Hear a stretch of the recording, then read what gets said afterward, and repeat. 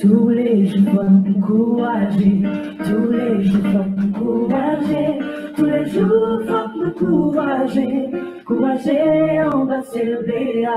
Tous les jours faut m'encourager, tous les jours faut m'encourager, tous les jours faut m'encourager, courager, on va s'élever. Bonjour tout le monde, nous voici le RP Outre-mer 2.0.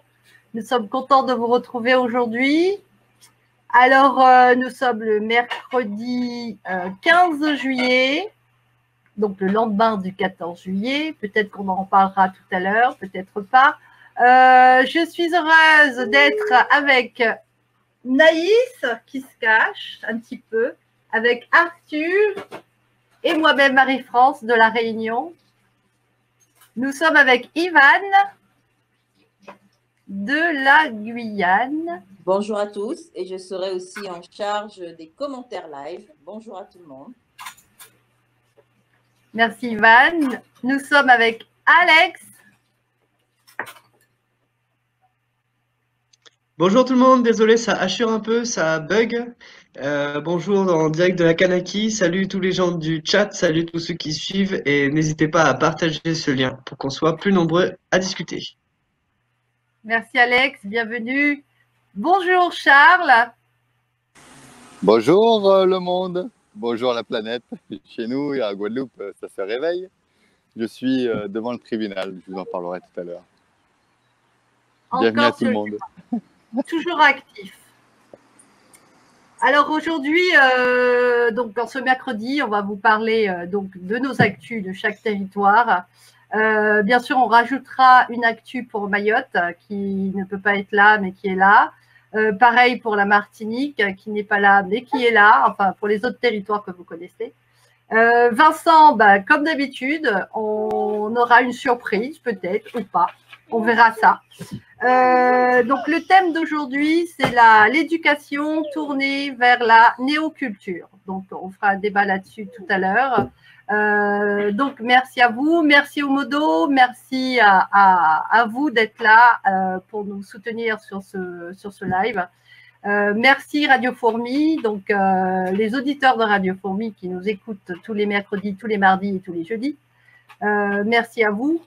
Et si vous voulez, on commence. Je passe la main à notre animateur aujourd'hui, qui est Arthur. Bonjour tout le monde. Alors du coup, on va commencer comme d'habitude avec les brèves d'actu locales. Et du coup, je ne sais pas qui veut commencer. Je vais commencer pour la Guyane. Allez, super Ivan, merci. Donc, en Guyane, on a eu nos élus ont dit la chance. Écoutez, on va faire comme eux. La chance d'avoir la visite éclair de 3 ministres. 2 de ces ministres sont restés 8 heures sur notre territoire et nous devons apparemment, selon nos élus, être fiers de cela. 8 heures sur le territoire pour soi-disant un territoire qui subit une crise grave, je le rappelle, Covid-19, puisque derrière, nous avons été touchés comme nulle part ailleurs. Donc, le ministre de la Santé, le Premier ministre sont restés dimanche, en plein, chez nous, dimanche, c'est un jour de confinement, hein. Donc, le jour est bien choisi. Il ne faut surtout pas être embêté par la population, vous voyez. Surtout pas de manifestation. Donc, ils sont restés dimanche. Ils sont repartis dimanche même. Ils sont arrivés dimanche à 10h. Ils sont partis dimanche à 18h. Et le ministre de l'Outre-mer est resté lundi, mais n'a pas pu rencontrer la société civile. Ils n'ont rencontré personne. D'ailleurs, dimanche, c'était une journée assez officielle et assez charismatique de la présence même de l'État. Donc, à peine le pied posé... C'était une opération médiatique. À peine le pied posé, le Premier ministre satisfait de l'intervention de l'État en Guyane. Hein. C'est en Guyane où on a eu 140 personnes qui sont venues pour la réserve sanitaire alors qu'il nous en faut 400.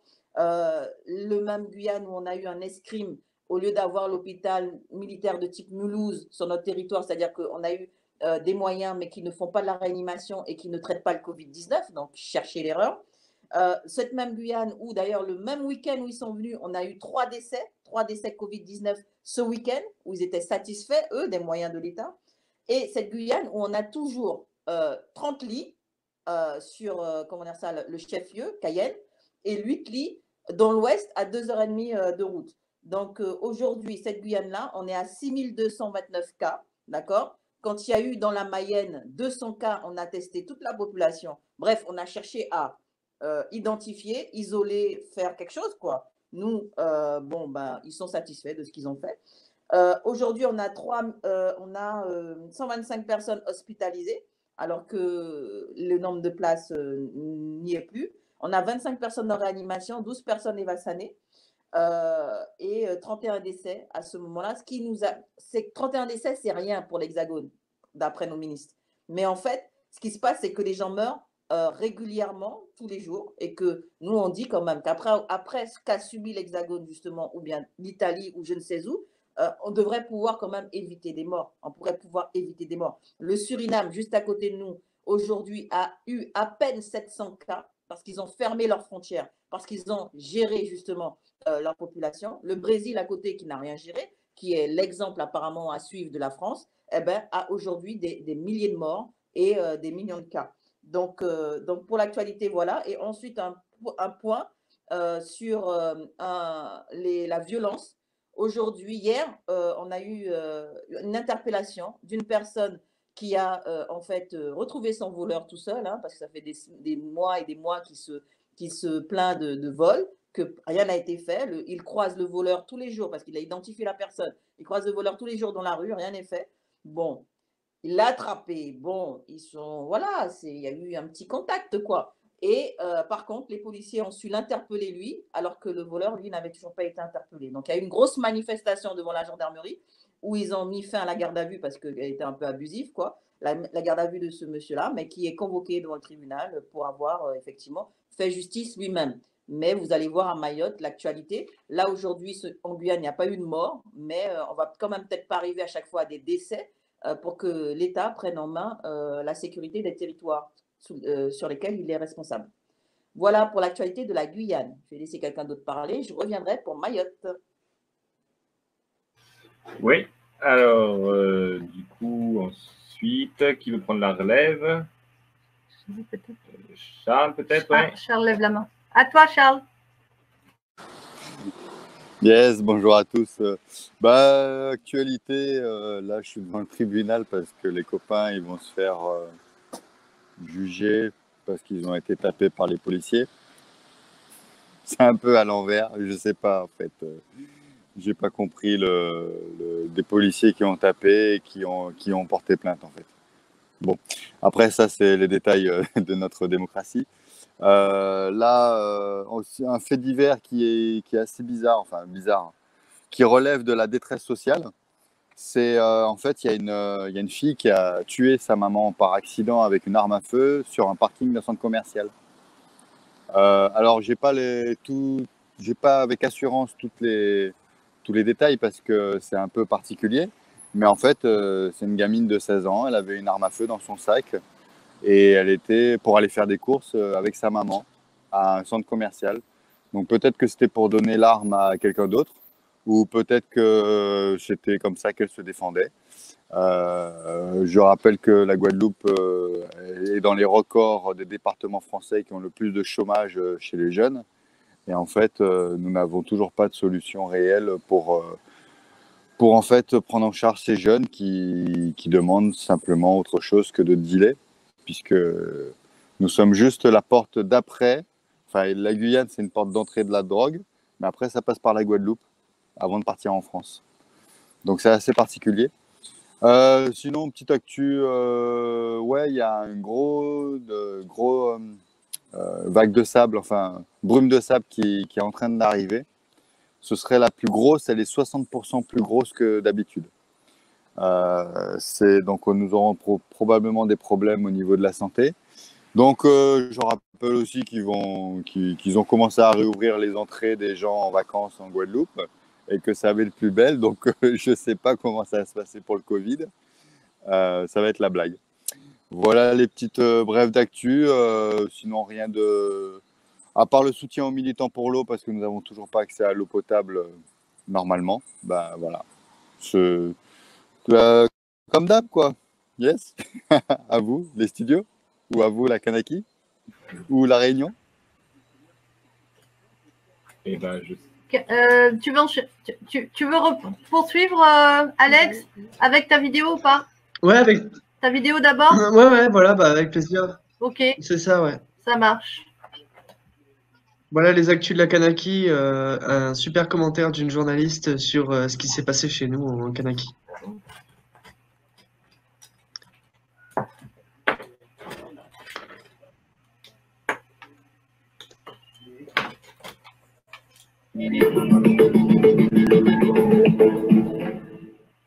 Le 15 mars 2019, Brenton Barrett, immigré blanc australien, entre dans 2 mosquées en Nouvelle-Zélande et tue 51 personnes au nom de la suprématie blanche. C'est la tuerie la plus meurtrière contre des musulmans dans un pays occidental. Et qu'a fait la première ministre Jacinda Ardern? Elle l'a fait arrêter, point. Elle n'a pas demandé aux Blancs d'Australie des explications et des excuses. Pourquoi? Parce que c'est l'acte d'une personne et non de la communauté blanche australienne qui n'a rien demandé. L'histoire s'arrête là. Le 17 avril 2015, Dylan Roof entre dans une église et massacre 9 Noirs au nom de la suprématie blanche. Une horreur qui a choqué les États-Unis. Et qu'a fait le premier président américain noir de l'époque? Il a fait arrêter, point. Il n'a pas réclamé à la communauté blanche de Caroline du Sud des explications et des excuses. Pourquoi? Parce que c'est l'acte d'une personne et non de sa communauté qui n'a rien demandé. L'histoire s'arrête là.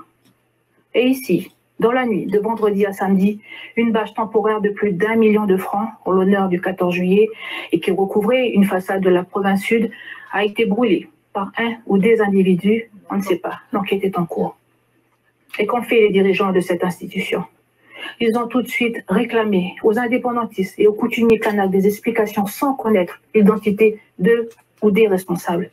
Et si quand bien même il s'agirait d'un kanak, c'est un acte de vandalisme qui doit être puni, certes, mais qui n'implique que cette personne et non sa communauté qui n'a rien demandé. Et l'histoire ne s'arrête pas là. Ce raccourci dangereux a provoqué un déferlement de propos haineux et racistes contre le peuple kanak sur les réseaux sociaux, puis de ces Kanaks envers les non-indépendantistes.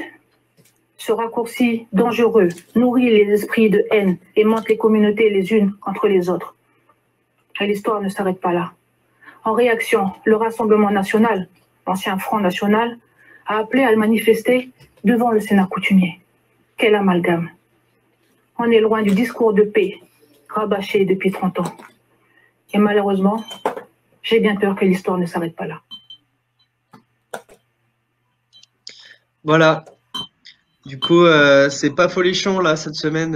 Il s'est passé ce qui s'est passé là. J'espère que tout le monde a bien compris par rapport à la description de la vidéo. Et en gros, bah, ça fait 30 ans qu'on essaye d'avoir un climat, on va dire, stable au niveau politique entre les Kanaks et les Blancs et toutes les communautés de notre pays. Et là, c'est en train de partir en couille à cause de nos politiques qui font de la communication comme des merdes, quoi. Je suis désolé, mais je dis des gros mots, mais ça m'énerve, quoi. Là, voilà, une institution comme la Province Sud, elle va aller attaquer le Sénat coutumier. C'est pas rien, quoi, dans le pays. Et là, ce qui se passe, c'est n'importe quoi. Et on est à quelques mois du référendum, quoi. Donc, c'est désastreux. Donc voilà, c'était tout pour ma brève d'actu. Merci à vous. Ok, merci. Et du coup, maintenant, je ne sais pas, du coup, Mayotte ou Réunion? Réunion, Mayotte, je sais pas. On en fait un et on repasse pour toi, pour Mayotte après. Je commence ou tu veux? Bah, tu peux compléter, je pense. Oui. Bah, nous, on a eu un week-end de convergence, donc ce week-end, samedi et dimanche. On a reçu tout plein de gens. Je crois qu'on a lancé sans invitation de groupes différents sur la Réunion. Il y en a beaucoup qui sont venus. On a beaucoup travaillé pour cette convergence. Donc la convergence qui veut dire prendre une direction commune vers un autre point et tendre vers le même but. Je dirais que notre objectif a été atteint puisque au final on est sorti de là avec tout plein de dates de différents mouvements. Bon, on n'y est pas tout à fait encore, hein, mais ça demande énormément de travail et enfin ça démarre bien, voilà.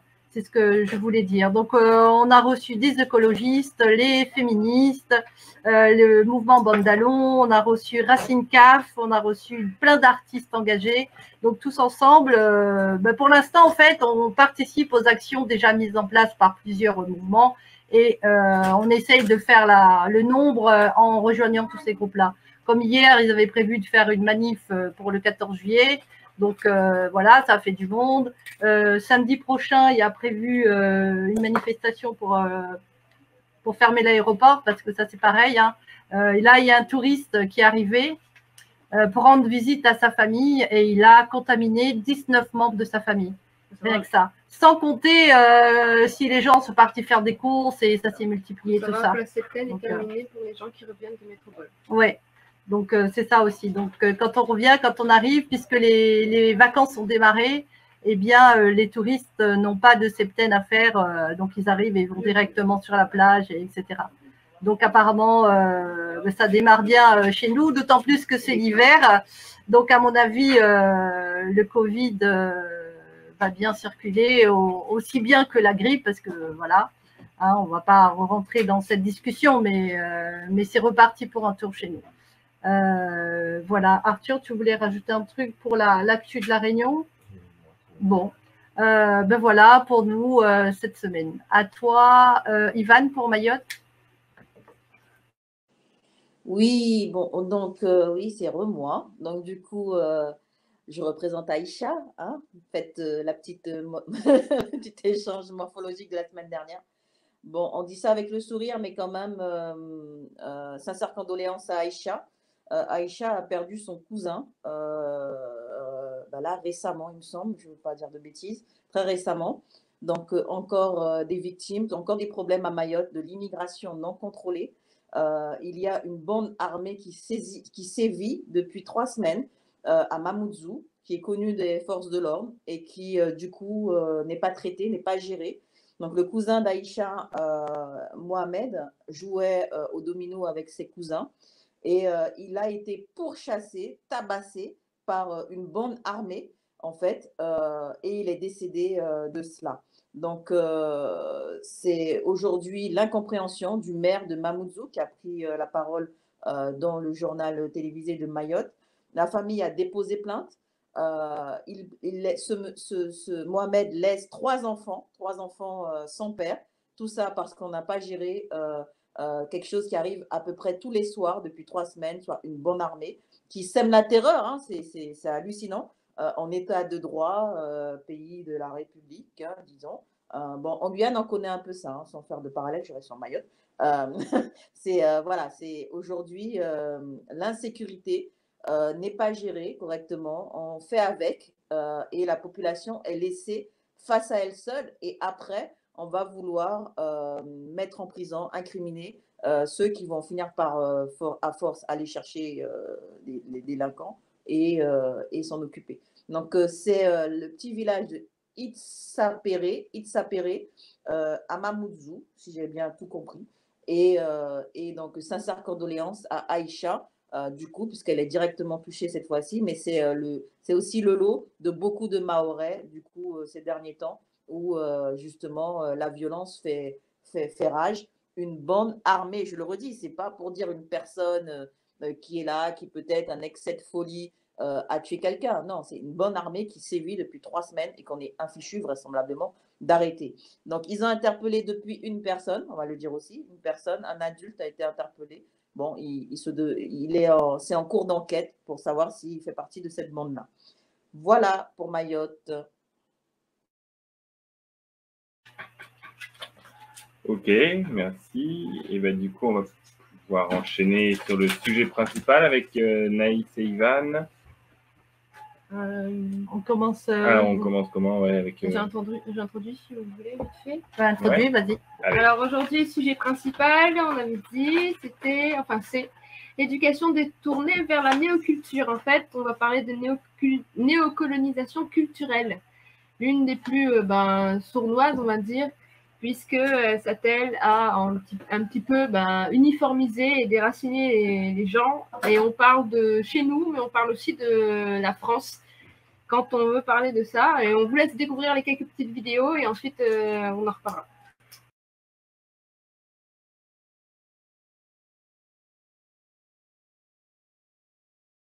Donc voilà. Donc une petite première vidéo, je disais, c'était une archive du coup. Et peut-être qu'on peut passer celle de Ivan par la suite, si ça fonctionne. En même temps, on a eu une première vidéo sur l'éducation des jeunes enfants. Là, vous allez à La Réunion. Et là, vous allez avoir une vidéo sur les ados, on va dire, le collège, lycée. Comment ça se passe en Guyane. Pour bien comprendre le problème des constructions scolaires, alors je parle surtout là des collèges et des lycées. Écoutez, vous allez écouter cette interview donnée à Guyane Première Radio, c'était en décembre 2014, par le recteur lui-même de l'époque, Philippe Lacombe, qui alertait finalement sur le problème des financements des collèges et des lycées, compétence à l'époque de la région et du Conseil général. Le recteur avait découvert le document préparatoire du contrat de projet État-région, qui, on le sait, acte les grandes mesures de financement sur les 6 ans qui suivent. Et là, le recteur est très inquiet. On l'écoute. Nos chiffres donnent le tournis à tout le monde. C'est effectivement effrayant. L'avant-projet du contrat de projet, on est en baisse extrêmement importante par rapport au précédent contrat de projet. Donc, c'est pas là-dedans qu'on va trouver les solutions à la construction de 6 collèges et 4 lycées. On a de quoi en construire 1 ou 1,5. Donc, pour nous, l'équation, elle devient, dès le mois de janvier, effectivement, comment on fait? Alors, le recteur se rend à Paris, enfin, a demandé des arbitrages en interministériel à l'époque, début 2015, mais lui aussi, comme le président de région de l'époque, comme d'autres élus, comme les syndicats, j'imagine, n'a pas été entendu. Il m'a fait comprendre 3 mois plus tard que finalement, on lui avait dit en gros d'arrêter un petit peu, de faire remonter les besoins de la Guyane, en tout cas que l'État ne montrait pas le curseur pour les collèges et les lycées, parce qu'il y a quand même des fonds pour les constructions primaires, un peu plus. Ouais, il ne fallait pas faire trop de bruit. Une petite réaction sur ce que vous venez d'entendre. C'est la démonstration que l'État n'a pas encore pris la mesure des enjeux éducatifs en Guyane. Nous pensons que l'État doit mettre l'éducation comme un enjeu majeur. Ça doit être la grande cause pour Ça doit être la grande cause pour la Guyane. Et mettre en place les conditions pour créer un véritable projet éducation Guyane. Alors, on a vu tous ces problèmes que cela peut poser, mais d'autres conséquences encore plus graves pour des familles, pour des jeunes qui restent sur le carreau. Nous avons retrouvé aussi un document intéressant qui illustre bien la situation en Guyane, Laurent.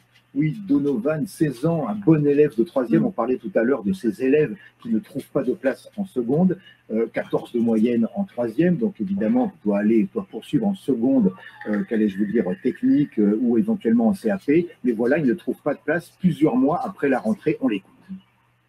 Je ne peux pas refaire ma 3e parce que j'ai travaillé pour passer, j'ai des bonnes notes, j'ai tout fait dans les règles et après pour me dire à la fin, je dois oublier, je ne vois pas ça de bon œil.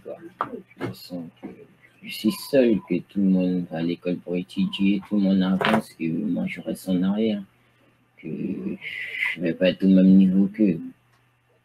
Voilà, puis à la faveur de la médiatisation, Donovan, donc au micro de Laurence Kiansopo, à la faveur de la médiatisation, eh bien, cet élève, on a finalement, le rectorat a trouvé une place à cet élève.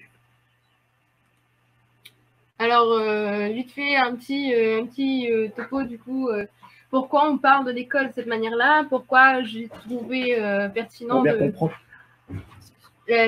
petite vidéo de Lina sur, du coup, le langage, la langue plutôt.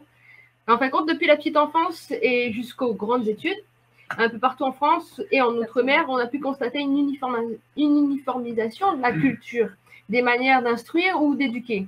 Et ça passe notamment par la langue. Aux Antilles, à La Réunion, nous avons nos langues maternelles, avec toute leur richesse et nuances.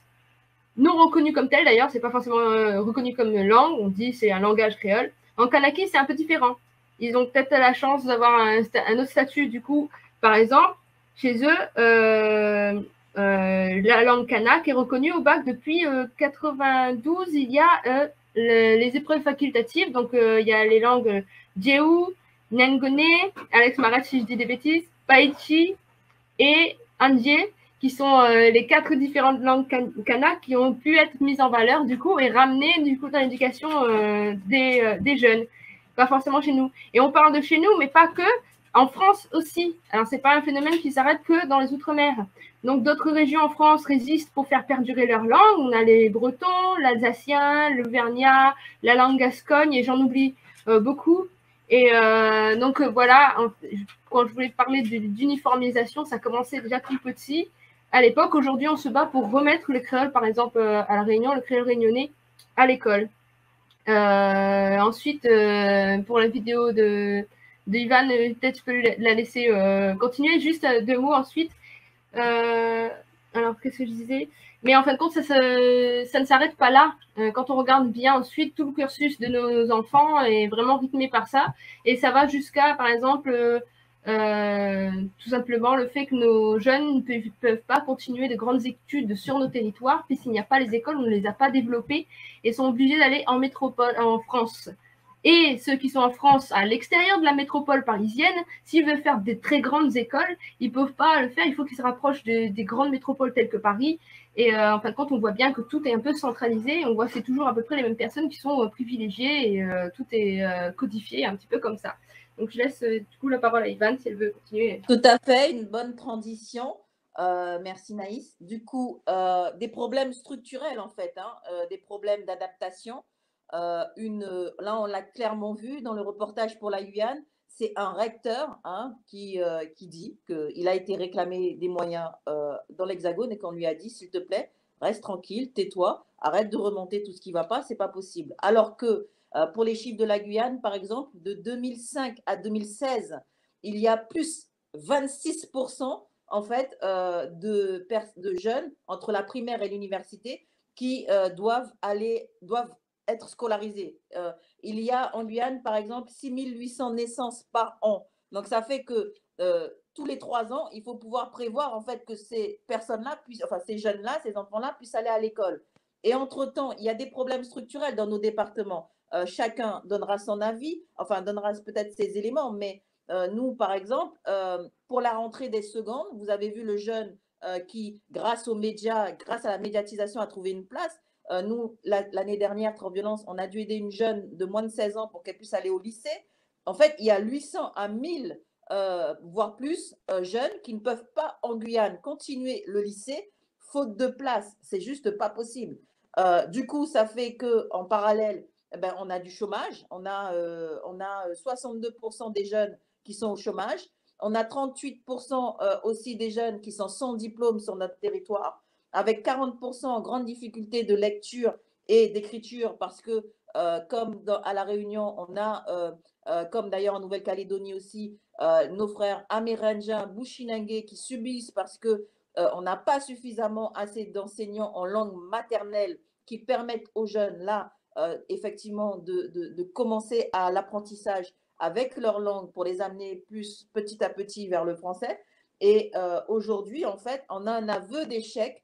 En 2017, lors des mouvements sociaux de la Guyane, on a demandé 5 lycées, 10 collèges. 5 lycées, 10 collèges manqueraient.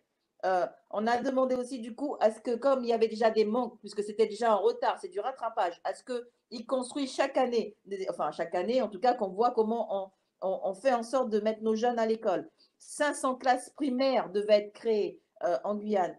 400 intervenants en langue maternelle pour pouvoir doter le territoire de moyens. Et aujourd'hui, en fait, faute de formation des professionnels de l'éducation, on prend des personnes en CDD qui, heureusement, veulent enseigner, veulent apprendre aux jeunes, donc c'est très bien, mais du coup, on ne les forme pas, on ne les accompagne pas. On envoie des personnes pour enseigner dans les communes de l'intérieur de la Guyane qui sont totalement enclavées, pas d'accès aux routes et donc pas de logement pour les professeurs, pas de voilà, comment voulez-vous donner d'ailleurs Alex pour en parler, je crois que tu as une anecdote par rapport à ça. Je crois que c'est Alex ou quelqu'un qui me disait que voilà, il y avait un proche qui était venu enseigner en Guyane, donc il pourra en parler, mais derrière c'est difficile de dire qu'on a axé l'État axe l'éducation dans ses priorités quand il n'y a pas les moyens, de pouvoir le faire, de ça dont on parle. du coup un taux d'encadrement, lorsqu'en métropole, il y a un taux d'encadrement de 132 enseignants pour 1000 jeunes, en Guyane, c'est 90, d'accord? Donc voilà, et donc le sujet, c'est l'abandon de l'État. Donc on disait tout à l'heure, face à la sécurité, mais aussi face à l'éducation, et pourtant, tout le monde sait que l'éducation est l'avenir d'un territoire, tout le monde sait. Donc, est-ce qu'il n'y a pas derrière une volonté de justement pas éduquer correctement nos jeunes sur nos territoires pour que derrière, voilà, ils soient en proie à la délinquance? Voilà pour moi. Et du coup, c'est, je pense, le tour de table. Anaïs voulait rajouter un petit truc, je crois. Oui, parce que j'avais trouvé une jolie petite carte. Alors, en France, à vous la partager. Et en fin de compte, c'est pour montrer qu'en fait, même en France, on voit bien que ceux qui résistent un peu comme nous à garder leur langue un petit peu plus présente, mais ils restent toujours très à l'écart. En fait, ils sont tout au bout là-bas. Donc, on peut voir les Bretons, les Alsaciens. Il faut que tu décrives bien parce qu'il ne faut pas oublier les auditeurs. Ah oui, alors nous avons une carte en noir et blanc de la France qui décrit un petit peu partout les langues parlées françaises. Ils ont de la chance là-bas, ça s'appelle encore des langues, nous c'est langage. Donc on a les Bretons tout en haut, à l'ouest, tout au nord, ouest, tout au nord, est, à côté de l'Allemagne, du coup ça les préserve certainement. Il y a les je n'arrive plus à lire maintenant, je l'ai pas moi. Donc il y a de l'alsacien qui est encore bien parlé, le basque qui est à la frontière pyrénéenne, il y a le catalan aussi, du coup avec la frontière espagnole, il y a les corses qui résistent à garder leur langue toujours là.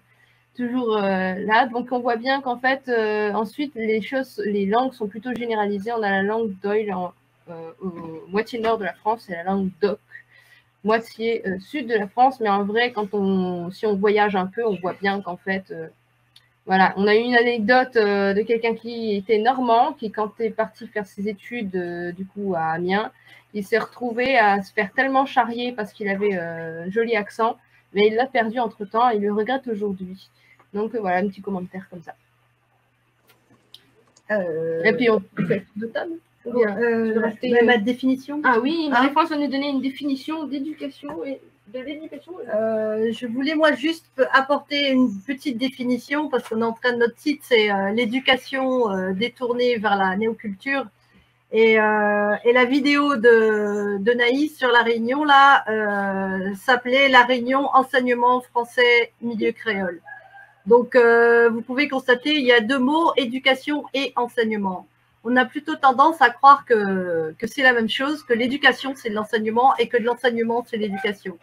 Moi, j'y vois une différence, une nuance. Mais avant de vous donner la définition de ces deux mots, je voulais juste dire qu'avant 1932, le ministère qui est en charge de s'occuper de la scolarité s'appelait le ministère de l'instruction publique. Donc, depuis 1932, ça s'appelle l'éducation nationale. Donc, la preuve qu'avant, il distinguait bien enseignement et éducation. Donc, j'ai vu une vidéo où une petite fille demandait à notre ministre de l'Éducation, M. Blanquer, quelle était la différence entre l'éducation des parents et l'éducation de l'école.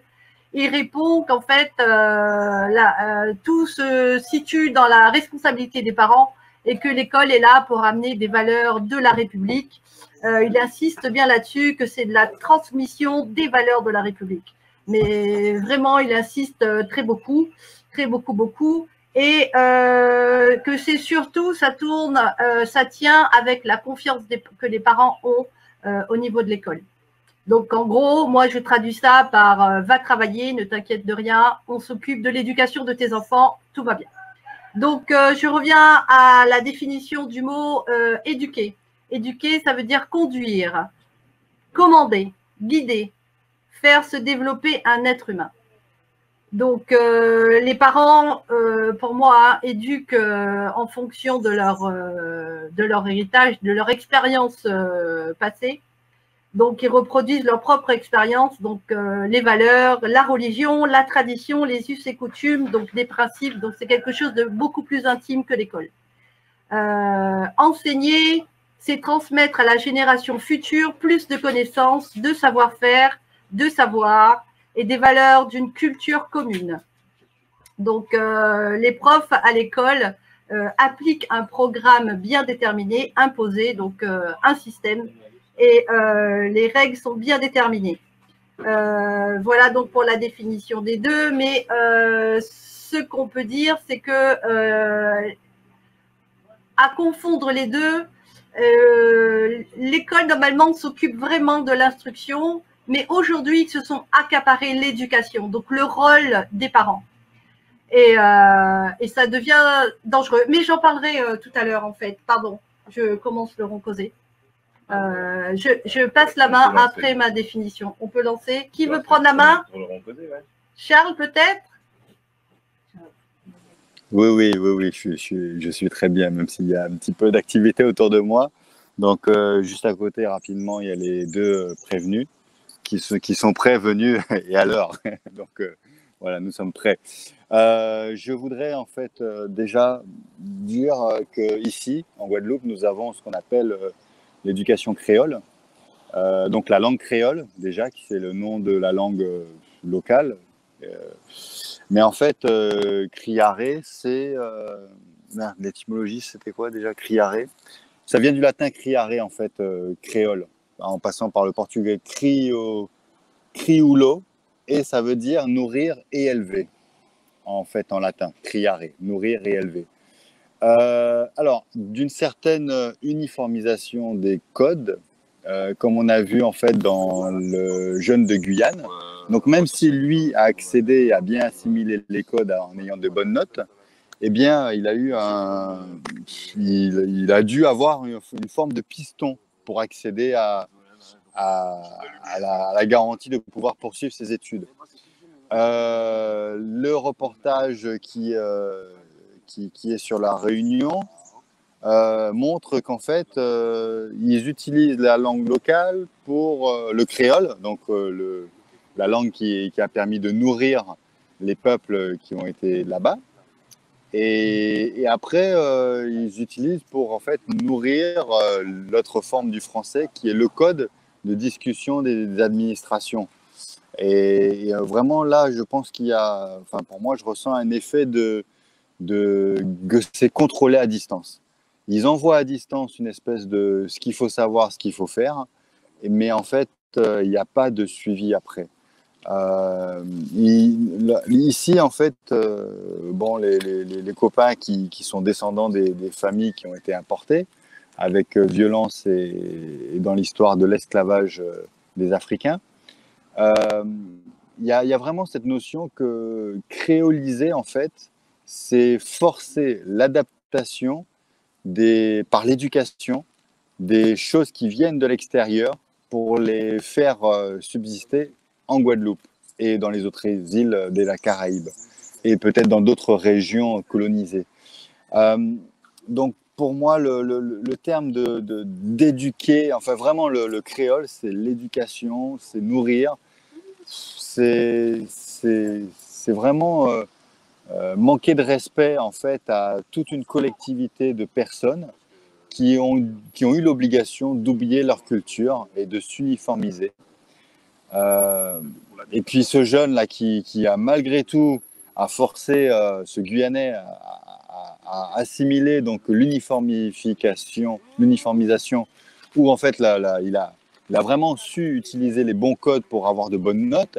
Et ben malgré ça il peut pas passer. Pourquoi? Parce qu'il Enfin, je sais pas, il pourrait en fait adapter sa culture originale pour l'utiliser avec les nouveaux codes. C'est ça, voilà quoi ça me fait penser un peu. Il faut encore pousser, même si les codes ont été assimilés. Il faut pousser par piston, par violence pour accéder à ce qui est de droit. C'est lourd. Voilà. J'ai fini ma réaction. C'est à vous. Ok. Est-ce qu'il y a quelqu'un d'autre qui veut prendre la suite, rebondir dessus? Alex, peut-être, ouais. Oui, c'est super intéressant comme sujet, l'éducation. Et je pense que par rapport au néocolonialisme, c'est vrai que je rejoins plutôt les commentaires d'Anaïs sur l'uniformisation un peu de l'éducation qu'on va donner aux enfants. Et bon, après, c'est sûr que c'est normal parce que derrière, il faut qu'on soit sur les mêmes bases pour trouver du boulot, quoi. Mais il faut pas oublier la culture locale et c'est clair que le travail des mamans et des gens qui font partie qui ont leur culture, qui leur sont propres, il faut absolument qu'ils transmettent le plus aux enfants. Mais moi, je vois ici en Calédonie, on a vachement aussi les peuples océaniens, les Wallisiens, les Futuniens. On a aussi des Vietnamiens qui arrivent. Enfin, et il y en a beaucoup qui ont la langue maternelle à la maison. Et après, il faut qu'ils apprennent le français. Et il y en a, ils ont plusieurs langues. Et en plus, alors on leur dit, il faut ils ont leur langue maternelle. Après, ils ont le français. Ils ont aussi l'anglais. Et derrière, ils ont espagnol ou japonais. Donc, imaginez un peu, mais ils doivent parler quatre langues, quoi. Quand tu as un blanc-blanc comme moi, pour passer le bac, il en parle trois, les autres, ils doivent en avoir quatre parce qu'il y a aussi leur langue maternelle. Donc, ça peut être compliqué. Je sais que moi, je voyais beaucoup quand j'étais jeune, voilà, un écart avec ceux qui avaient leur langue maternelle, ben, c'était difficile pour eux d'apprendre encore une autre langue, quoi. C'est assez compliqué. Et puis, mais voilà, moi, en tout cas, je retiens bien que voilà, c'est important pour les familles de transmettre le plus de choses possible à leurs enfants et à leur culture et de ne pas oublier la culture d'où on vient. Et c'est un moyen de lutte contre la colonisation aussi par l'éducation, quoi. Ça, c'est sûr. Et il y a une autre forme de colonisation que j'ai remarqué aussi dans le pays, mais ça va porter à débat et je sais que ça peut être mal interprété.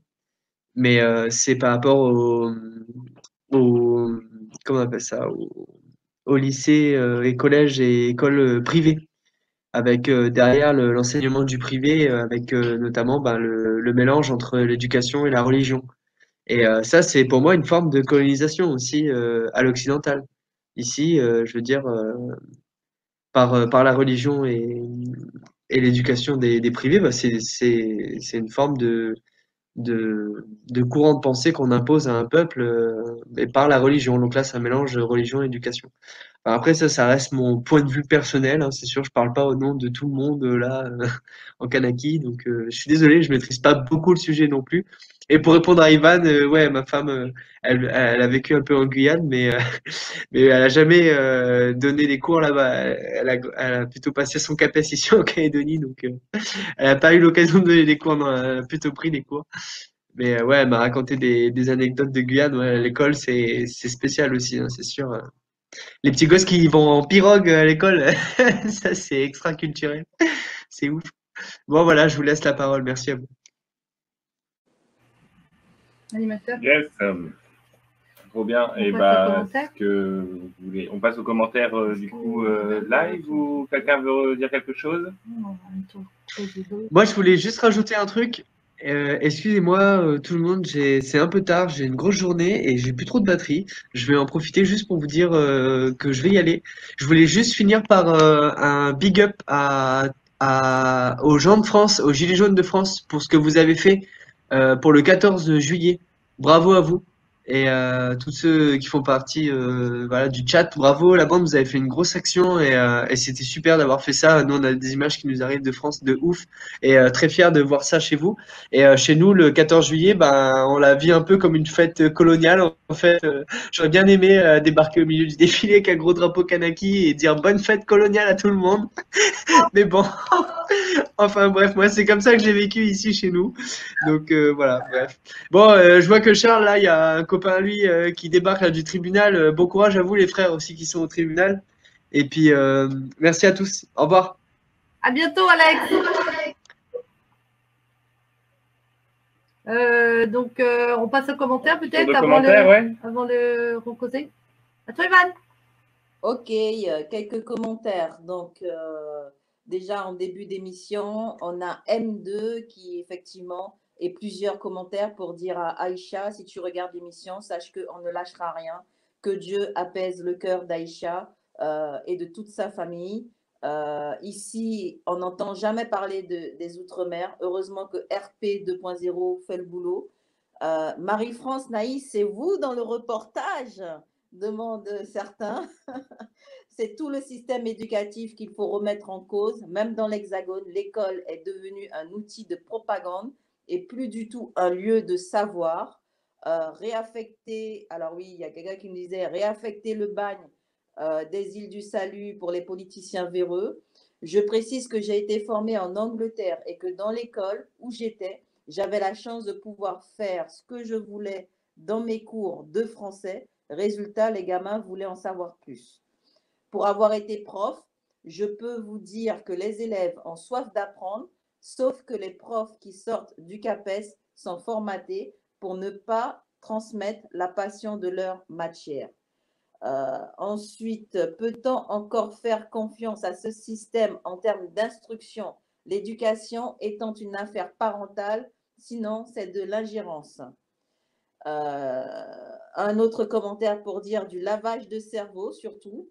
Et ensuite, les différents patois sont malheureusement en train de disparaître vu que beaucoup de jeunes préfèrent partir de leur région pour faire leurs études et pour la plupart du temps ne reviennent plus. C'est triste. Voici quelques commentaires pour l'instant. Merci Ivan. On a perdu Charles, on a perdu la Guadeloupe. Bon, ne vous inquiétez pas, il revient. Anaïs voulait te répondre, je crois. Oui, à propos de la personne qui est du coup prof, qui disait qu'en fin de compte, ceux qui sortent du coup du CAPES n'ont pas forcément l'envie, ils n'ont pas forcément sont pas imprégnés forcément du métier pour dire que voilà, ils veulent transmettre la passion. En fin de compte, ce week-end d'ailleurs, on a pu rencontrer plein de gens et parmi eux, une personne d'un syndicat qui est aussi armontreur, on dit armontreur en créole ici, donc prof, et qui disait qu'en fin de compte, on a encore la liberté, et d'ailleurs c'est inscrit hein, dans les papiers de l'éducation nationale, ici il faut remettre la culture réunionnaise au devant, parler créole, etc. Sauf qu'ils ne sont pas forcément ni formés. Alors, j'ai cru comprendre qu'il y avait des profs qui avaient l'agrément, un genre d'agrément, des choses comme ça. J'ai regardé quelques vidéos pour faire le sujet d'ailleurs. Il y en a qui ont carrément fait des petits livres pour les maternelles, pour reprendre la langue créole. On en est arrivé à ce stade-là. C'est de remontrer à nos enfants comment on parle notre langue et aussi de la revaloriser. Et il disait qu'en fait, on a la liberté de le faire. Il faut prendre cette liberté de le faire pour remettre du coup en avant, en même temps que l'éducation, les bases, les fondamentaux, qui fait qu'on a tous à peu près le même niveau, qu'on peut vraiment avoir tous à peu près la même chance. J'ai fait des gros guillemets sur le marché du travail, etc. etc. Bref, voilà, c'était juste pour est-ce que commenter le commentaire, oui. Je peux, si vous m'autorisez. Moi, je vois ça comme la langue créole comme double tranchant parce que en même temps, l'enfant, il sait parler créole parce qu'autour de nous, on parle créole, nos parents parlent créole, nos voisins parlent créole, donc voilà. Donc, on le parle à l'école, c'est bien aussi dans le sens où ça lui permet de s'exprimer, de participer aux cours et tout ça. Bon, c'est bien. Mais je trouve que pour notre culture générale, comment ça se passe exactement? Donc, pour lire des livres, Baudelaire, c'est pas traduit en créole.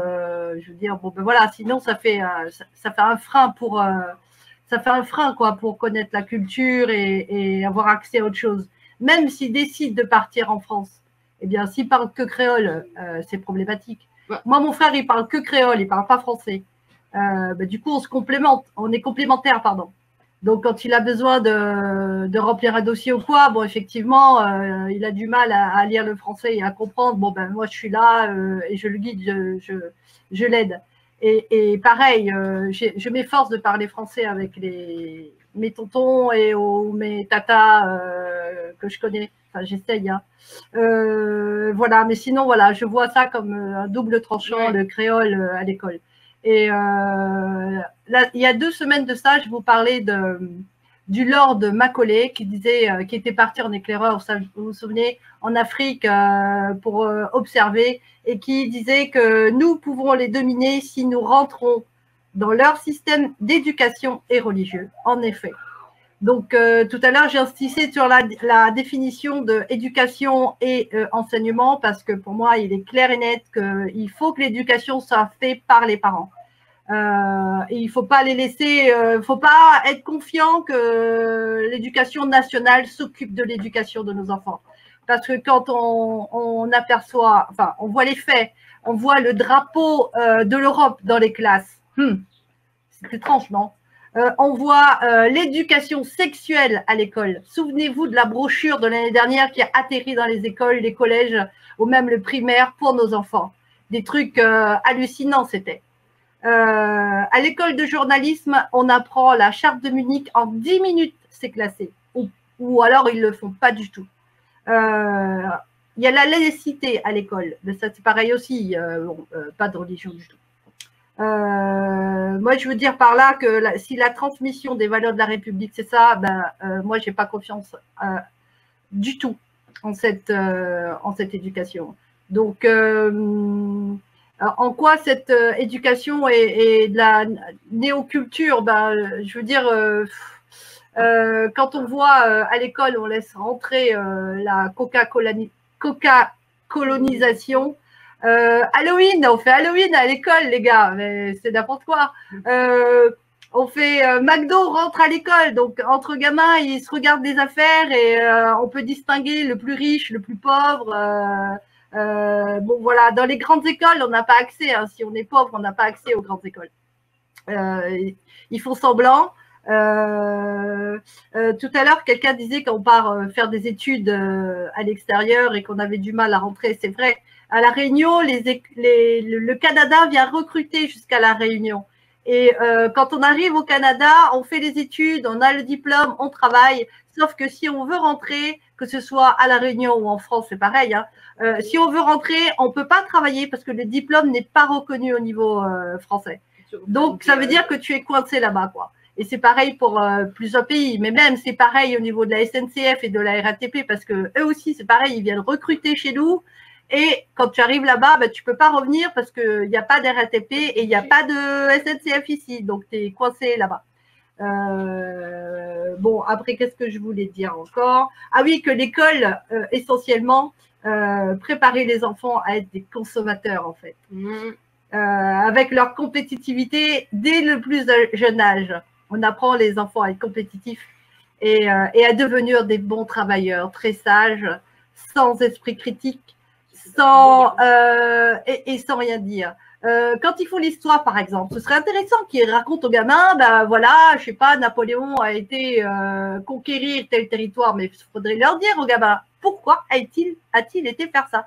Pourquoi a-t-il été coloniser les territoires comme la Réunion? Dans quel but? Eh ben non, ils ne le diront jamais. Et donc, par contre, ça, c'est le rôle des parents, d'insister, de faire une petite parenthèse pour les gamins, pour leur expliquer tout ça et pas les laisser faire. Parce que justement, nous ici, la bande de résistants que nous sommes, on est en train de préparer demain. Et on dit tout le temps, on prépare demain pour nos enfants. Mais le problème, c'est que les élites sont en train de formater nos gamins pour demain. C'est-à-dire qu'ils ont d'autres projets. Et les enfants des élites, par contre, eux, ils apprennent à gérer le monde. OK? Et nous, on est encore là. Donc, n'oublions pas, mettons nos enfants dans notre façon de faire de la résistance. Parce que les résultats vont se voir dans 10, 15, 20 ans. Et là, on s'apercevra que nos gamins n'ont pas du tout les mêmes valeurs que nous et qu'on aura fait tout ça là pour rien. Donc, il y a moyen de contrer leur plan, c'est-à-dire de faire nous-mêmes l'éducation des gosses, ou des gosses ou des grands, hein, de toute façon. Et qu'est-ce que je voulais dire d'autre? Ah oui, que j'avais vu plusieurs exemples d'écoles ou de façons de faire. Ah, t'es contente, Marie-France, là, qu'il y ait moins de monde, j'ai l'impression. Là, tout va bien. Ça veut dire, Yvan a dit que je parle beaucoup trop. Mais je termine, c'est promis. Je cite vite fait, juste quelques écoles, Alors, quelques pays. Juste pour rappeler à ceux qui nous ont rejoints quand même que du coup, effectivement, il y avait la Nouvelle-Calédonie, il y avait la Guadeloupe avec nous. Malheureusement, des petits problèmes techniques. Non, la fatigue pour la Nouvelle-Calédonie et les problèmes techniques pour la Guadeloupe. Donc, nous ne sommes pas que deux à représenter le territoire. Mais derrière, ils nous ont quittés. Donc, la Guadeloupe va sûrement se reconnecter tout à l'heure. Et Marie-France, elle nous a prévenu dès le départ. On la lâche, on l'arrête plus. Je suis désolée. J'ai tellement de choses à dire sur l'éducation que c'est vrai. Et ben, c'est cool qu'on soit que la Réunion et la Guyane. Comme ça, je peux tout dire. Il n'y a personne. Et le chat, si je vous ennuie, il n'y a pas de souci, vous me dites. J'ai regardé à Cuba comment ça se passe l'éducation. Vous savez, ils optent pour une universalisation de l'éducation publique gratuite pour tous. Ah, il y a Charles qui revient. Je le récupère. Donc en fait, ils ne regardent pas l'école payante ou quoi. Ils disent, merde. Regarde pas combien tu gagnes, tes parents, machin, ils se trouvent dans la même enseigne, ils sont à l'école et tout ça, c'est payé par l'État. J'ai vu aussi des écoles alternatives, c'est-à-dire qu'ils font cours le matin et l'après-midi, ils font découverte de la nature. Ils plantent pour voir les poules, ça c'est super. C'est ce qu'ils font aussi en Finlande et aux Pays-Bas. Et j'ai vu d'autres écoles aussi, aux États-Unis, je crois, ça s'appelle aussi école alternative, mais à la recherche de l'excellence humaine. Et en fait, ils laissent faire les gamins, ils laissent faire les enfants ce qu'ils veulent, quand ils veulent. Et s'ils veulent apprendre à lire à l'âge de 13 ans, ils le peuvent. Et ça n'empêche que ces enfants ont réussi à être informaticiens, scientifiques ou des grands photographes. Voilà, j'ai fini. Ouais. Alors, non, mais... je ne sais pas. Naïs, c'est le nom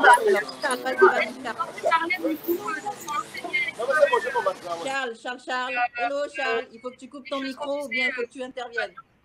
Et je me suis dit, est-ce qu'on oserait un jour comparer la politique de Napoléon, qui est un héros, hein, qui a fait la grandeur de la Gaule, machin, de la France, etc., avec celle d'Hitler?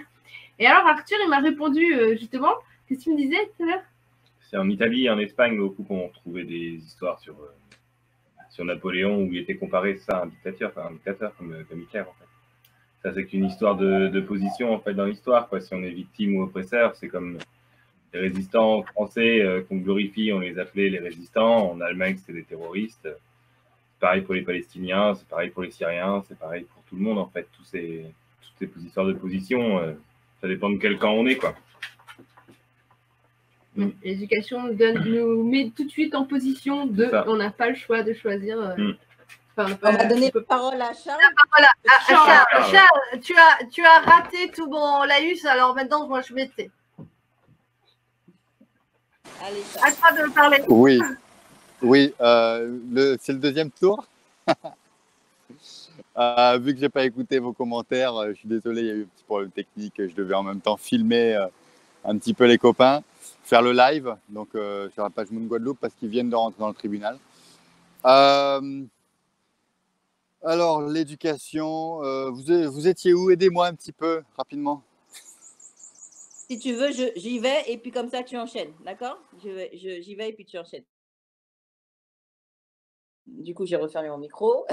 Donc, pourquoi je faisais le parallèle avec le problème, la non-volonté de l'État de vraiment vouloir éduquer, enfin l'éducation nationale, hein, c'est un peu ça aussi, donc éduquer nos jeunes, les problèmes structurels qu'il y a, les problèmes d'adaptation en fait à nos territoires, à l'éducation des jeunes, des plus jeunes. Pourquoi je faisais ce parallèle-là? Parce que derrière, il faut, voilà, c'est pas une volonté, et tu as raison Marie-France, ce n'est pas une volonté de l'État de mettre les moyens et de faire en sorte que l'éducation corresponde au territoire. On l'a vu dans l'Hexagone, c'est pareil, en Guyane, à La Réunion, en Guadeloupe, c'est pareil, c'est pas une volonté. Donc du coup, effectivement, il faut que les parents reprennent leur place, il faut que les parents jouent leur rôle, il faut que les parents fassent le nécessaire, parce que derrière, sinon, on va vers de graves conséquences. Et c'est pour ça que je parlais des chiffres de la délinquance, du chômage et du coup, voilà, de tout ça. Aujourd'hui, je le disais, il manquerait 400 intervenants en langue maternelle. 400 intervenants en langue maternelle, c'est 400, c'est énorme sur notre territoire. Donc, déjà, on donne des difficultés d'accès aux plus jeunes, dès qu'ils arrivent à l'école, hein, aux enfants. Et je disais qu'il y avait 6800 naissances et que du coup, ces naissances-là, tout le monde ne pouvait pas aller à l'école. Normalement, il faut pouvoir. Donc, les parents, il faut jouer votre rôle. Il faut vraiment reprendre la main sur ça, faire comme il le faisait dans le temps et jouer le rôle de professeur. Ensuite aussi pour dire que oui, il n'y a pas de formation des intervenants en langue maternelle pour qu'ils puissent correctement, pour pouvoir devenir des enseignants. Il n'y a pas de formation des professeurs même, hein, locaux sur le territoire. Ça doit être normalement une priorité. Ça doit être une volonté forte. Ici, on fait tout en Guyane pour dégoûter, on va dire, les enseignants locaux. Les enseignants locaux, par exemple, viennent du littoral, eh ben, on va les envoyer. Ils vont devoir aller faire justement enseigner dans l'intérieur, ce genre de choses. Et derrière, ça crée tout de suite des clivages et des difficultés. Alors que dans l'intérieur, il y a aussi des enseignants informés, des personnes qui ont envie et qui veulent rester justement dans les communes de l'intérieur pour pouvoir former les plus jeunes. Donc, pour dire ça aussi, une non-volonté d'accompagner les enseignants, de faire en sorte. Et puis oui, effectivement, par rapport à Alex, il faut que vous sachiez qu'en Guyane, il y a des enfants qui se lèvent hyper tôt pour aller à l'école parce qu'il n'y a pas de route, qui se lèvent hyper tôt pour aller à l'école et qui sont aussi retirés de leur famille très tôt, pour pouvoir aller au collège sur le littoral parce qu'il n'y a pas ce qu'il faut, le collège, lycée, ce qu'il faut près de chez eux. Et il y a aussi des très jeunes qui vont à l'école en pirogue et en fait, l'école aujourd'hui, c'est un luxe pour beaucoup d'enfants en Guyane. C'est un luxe parce qu'on n'a pas les moyens de payer les transports, parce qu'on n'a pas le moyen de payer l'hébergement de son enfant dans d'autres familles pour pouvoir accéder à l'éducation. Et ça devient un gros problème. Et effectivement, donc pour la partie, effectivement, nos traditions dans l'enseignement, qui est aussi le sujet, nos traditions dans l'enseignement, effectivement, zéro pointé. Moi, je fais partie de la génération où j'ai appris nos ancêtres les Gaulois à l'école. J'ai appris ça. C'est pas une utopie, c'est pas une. Vous voyez, pour nos collègues de l'Île-de-France, j'ai appris mes ancêtres sont les Gaulois à l'école. Donc, on s'est battu en Guyane pour avoir une université de plein exercice. On s'est battu aussi pour avoir une académie en Guyane aussi, pour pouvoir normalement, effectivement, vous avez raison, c'est un droit, on peut le faire, pour pouvoir retravailler les programmes, les adapter, tout ça, mais il faut encore que ça soit fait. Et le problème, c'est pour ça que je vous ai mis dans l'audio du recteur, le problème, c'est que malgré nous, le recteur, c'est monsieur Ngoba, je crois, je ne sais pas son nom, c'est bref, vous avez vu, c'est très noir. Bon, c'est pas une question de couleur, c'est très noir. Mais derrière, c'est pas pour autant qu'il n'a pas ses ordres qui viennent de 8000 km. C'est pas pour autant qu'il n'a pas ses ordres qui viennent de 8000 km. Et c'est pas pour autant qu'on a pu vraiment mettre en place une politique éducative avec vraiment la volonté d'insérer, de développer nos jeunes et de les faire évoluer. Donc, les parents, Marie-France a raison, les parents, jouez votre rôle, jouez votre rôle, jouez votre rôle. Sinon, nous sommes complices de la situation. Et sinon, nous fabriquons, nous aidons l'État à fabriquer aussi les futurs délinquants de demain, même si tout le monde n'a pas une vocation. Mais je veux dire, voilà, il faut pouvoir garder un œil sur ça et faire de nous, pour nous, dans nos territoires, de l'éducation la priorité. De l'éducation la priorité, plutôt que d'avoir des milices qui se battent contre peut-être l'insécurité, d'avoir des milices aussi qui se battent pour l'éducation. C'est ce qu'il faut. Est-ce que vous m'autorisez encore 2 minutes de parole? D'abord Charles, Marie-France, d'abord Charles. Ouais, je prends la parole parce que je vais essayer de rentrer dans le tribunal. Je ne sais pas si je pourrais continuer à faire le live, à être avec émission en direct. Je vais essayer, hein, c'est-à-dire je vais couper pour rentrer et puis après je vais redémarrer. Alors, pour deuxième tour, le Roncosé, en fait, de ce point de vue de loin, que l'Académie française a besoin d'uniformiser avec des recteurs, des professeurs qui n'ont rien à voir avec la culture locale. Parce qu'en fait, il y a plein pour les concours, il y a plein de postulants qui passent le concours d'éducation, qui viennent en Guadeloupe juste pour passer le concours. Et après, s'ils l'obtiennent, eh ben, ils ont le poste en Guadeloupe, mais ils n'ont rien de la Guadeloupe. Donc déjà, eux, ils comprennent rien en créole et souvent, ils sont professeurs. Donc ça, c'est déjà un problème qui doit se passer dans tous les pays de France. C'est pourquoi il n'y a pas une responsabilité de l'État, de l'Académie, de vérifier que le professeur qui passe le concours ait connaissance de la langue du lieu, de la langue natale du lieu où il est. Ça, c'est une première chose. Deuxième chose, pour ce qui concerne la légitimité d'une éducation qui vient de l'étranger. En fait, si je vois la personne qui vient avec son petit savoir français, bien comme il faut, du plat cuisiné, en fait, il va faire un cours tout simple. Par exemple, de français à anglais, il va se baser sur des manuels qui vont parler de pommes. Où est-ce qu'il y a des pommiers en Guadeloupe?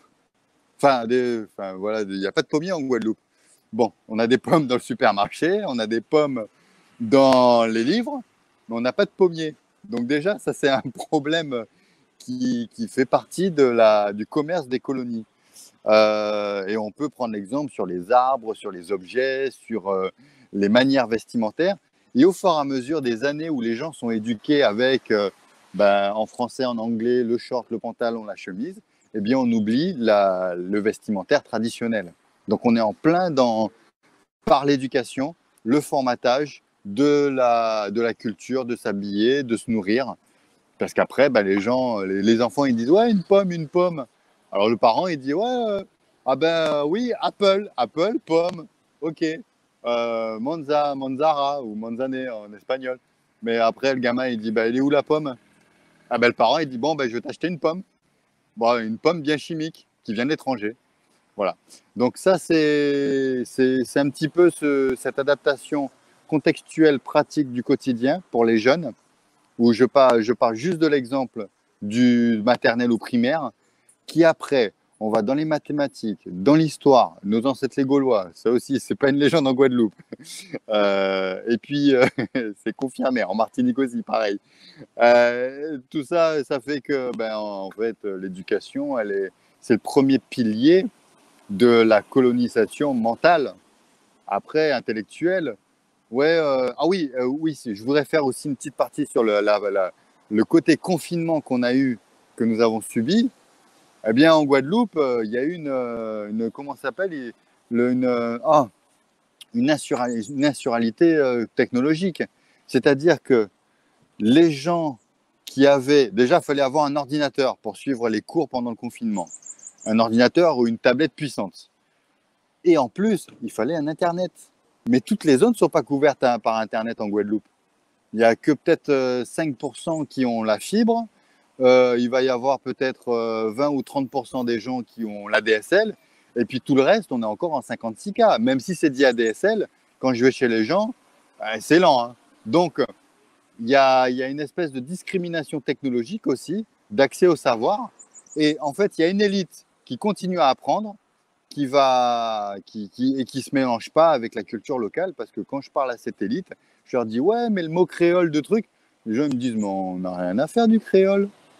Le traducteur automatique sur le site, il parle pas créole. » Et en fait, ça risque d'influencer vers la disparition des cultures, comment on dit ça, insulaires. Enfin, voilà, en pointillé, adaptées à chaque petite zone. Cette culture va se noyer dans ce nivelage de technologie. Et ça, c'est super chaud parce que je le vois tout doucement. Oui, je sais, il y a peut-être un... C'est qui fait ouais, bof? Ah d'accord, c'est cool. Ah ok, aïe. Oui, il y a une petite orientation au niveau du code de la main. Comme ça, c'est ouais, bof.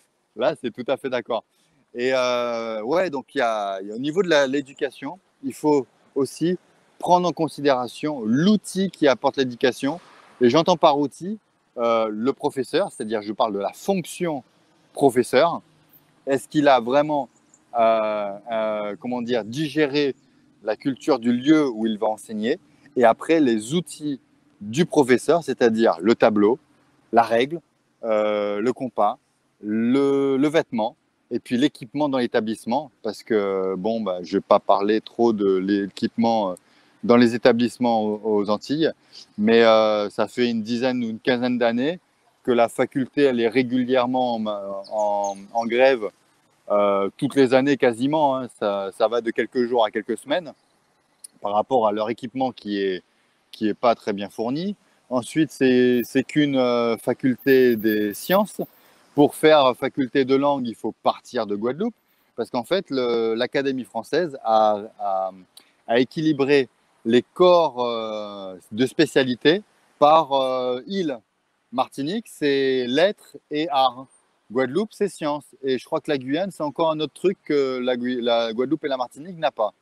Donc, pour nous, en Guadeloupe, nos enfants, à partir de qui prennent une décision, s'ils ont l'argent, ils peuvent suivre leur spécialité. S'ils n'ont pas l'argent, soit qu'ils arrêtent les études, soit voilà, il n'y a rien. Voilà, j'ai terminé de parler. Merci beaucoup pour ce long tour de Roncausé. Non, mais tu as bien fait de parler parce que finalement, il y a un truc que je voulais dire dans ce que tu as dit. Bravo, super. Ça évite que je le dise. Toujours là. Ok, parfait, complémentaire. Donc, je vais voir avec les copains aussi, voir si je rentre dans le tribunal. Et puis, sinon, c'est coucou, bye bye à tout le monde. Voilà. Ou je vous reprends tout à l'heure. On fait comme ça? Ok, c'est tout. À tout à l'heure. Super. Salut. Ivan, peut-être qu'il y a deux petits commentaires à faire ou pas avant la conclusion? Ouais, je vais faire quelques commentaires. J'en avais pris plusieurs. Alors, ma fille est en école catholique privée. Les cours de catéchisme, les sorties à l'église ne sont pas obligatoires. Compétition nationale, formatage. Les chaînes publiques France 4, France O, diffusées sur la TNT, devraient cesser d'émettre le 9 août. C'est bien dommage. C'est surtout le poison du pédagogisme qui tue l'enseignement, mais c'est fait exprès.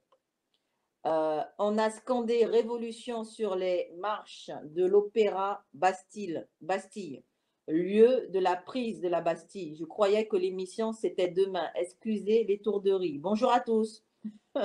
Je parle du fait d'apprendre le zizi dès l'âge de 6 ans. Bravo Chiapia et Blanquer.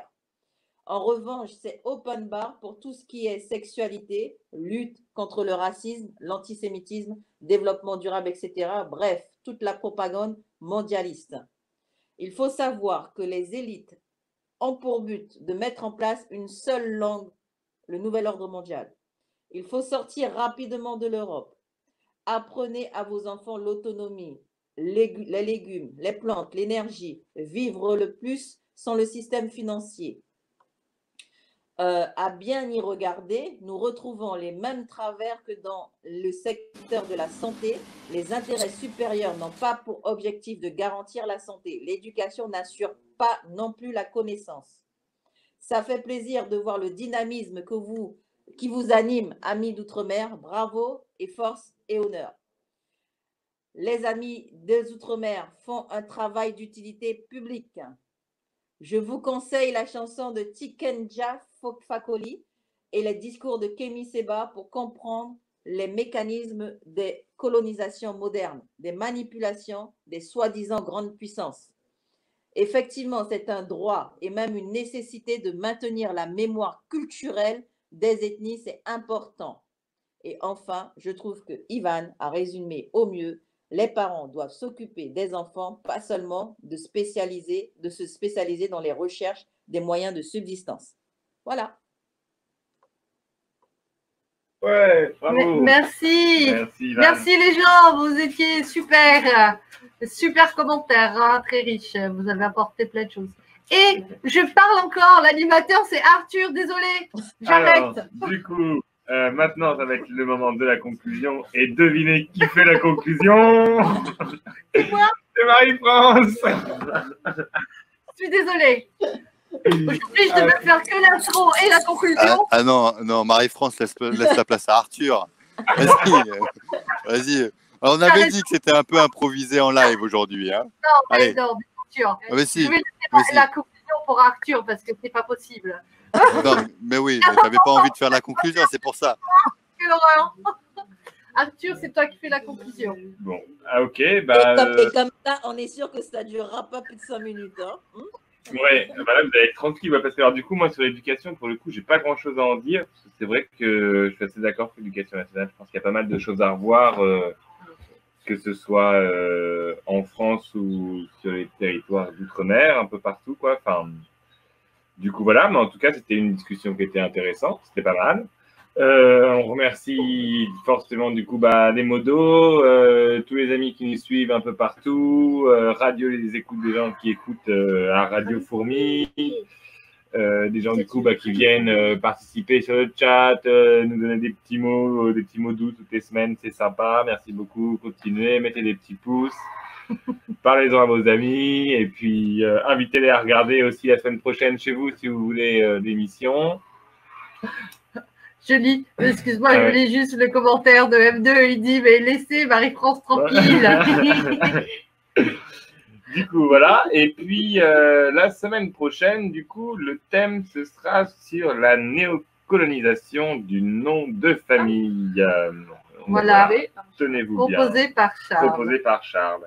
Et alors, attention, petit clip final, une artiste bien de chez nous, du QG Zazalé. Du coup, voilà, qui, pour lui faire un petit peu sa promotion, on va passer en dernier générique. Notre générique de fin. Et si parmi les Gilets jaunes de France ou même des autres territoires ont cette faculté de chanson, vous n'hésitez pas, je me ferai le plaisir de passer votre chanson ici avec nous, parce que nous, on adore ça, les chansons. Voilà. Promis, ce sera Marie-France à la technique. Je m'en suis bien sortie aujourd'hui, non? Ah ouais, hein, c'était pas mal. Bon, le vrai technicien a fait un vrai boulot. C'est pour ça qu'on a l'impression que c'était bien. Donc, Jade, du QG Zazalé. Exactement.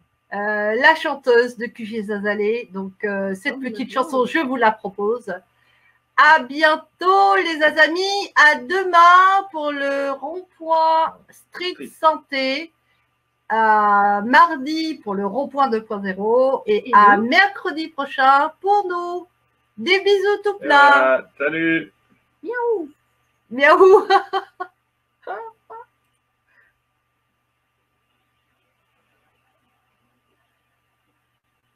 Alors là, c'est la petite image, Marie-France cherche le bouton. Ça même nous gagnons, nous pris, nous l'en causé. Ça même notre fierté. Faut pas nous oublier, faut pas nous oublier. Si histoire pas finie, des trois cassages d'opi. Appelle à nous la vie, la joie, il trace notre chemin. Galisé partout. À ma vie avance mon musique, mon vibration. Mon étoile, mon fanal, m'y mettre ça en l'air. Savoir si tu dis comment nous fait la musique, fait la musique, fait la musique.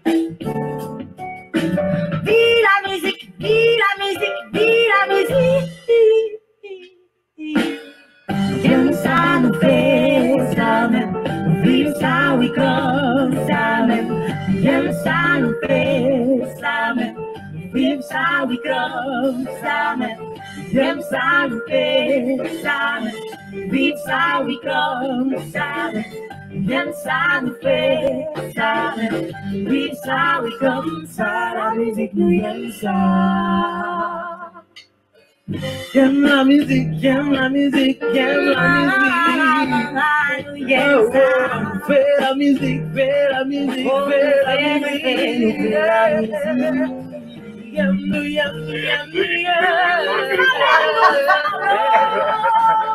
Nous fais, fais la musique, fais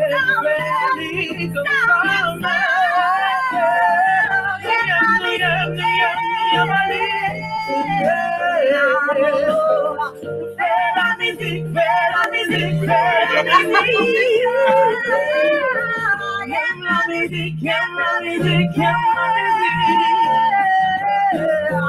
Fais la musique, fais la musique, fais la musique. J'aime la musique, j'aime la musique, j'aime la musique. Oh, oh. Fais la musique, fais la musique, fais la musique. Oh, oh. J'aime la musique, j'aime la musique, j'aime la musique.